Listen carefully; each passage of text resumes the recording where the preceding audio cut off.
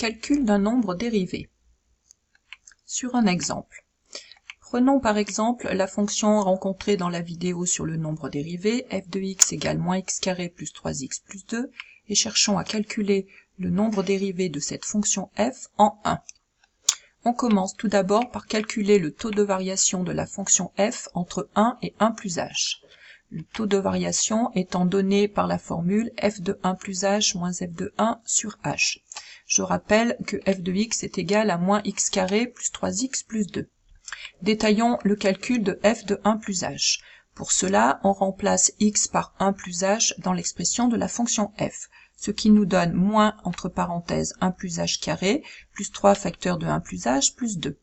On développe tout d'abord l'identité remarquable, on obtient moins entre parenthèses 1 plus 2h plus h carré plus 3h plus 2, puis on enlève la parenthèse précédée du signe moins en changeant le signe de tous les termes à l'intérieur de cette parenthèse. Le développement obtenu est celui-ci, qui après réduction nous donne moins h carré plus h plus 4. Ce nombre correspondant à l'ordonnée du point M sur la courbe de la fonction f, M ayant pour abscisse 1 plus h. Revenons maintenant à notre taux de variation.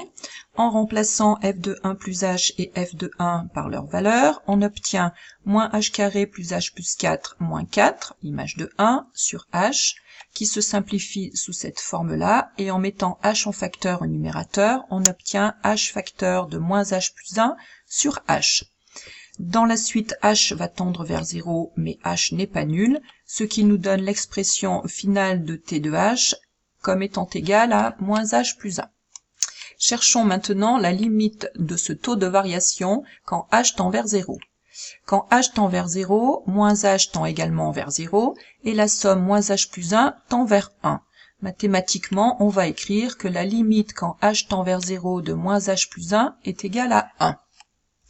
Pour ne pas perdre le fil de notre travail, je rappelle que le nombre dérivé de f en 1 est noté f' de 1 et qu'il est égal à la limite quand h tend vers 0 du taux de variation de f entre 1 et 1 plus h.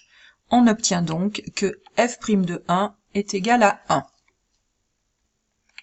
Graphiquement, comme le nombre dérivé f' de 1 est égal au coefficient directeur de la tangente au point A d'abscisse 1, et que ce nombre dérivé est égal à 1, cela signifie que la tangente à la courbe CF en ce point A d'abscisse 1 a pour coefficient directeur 1.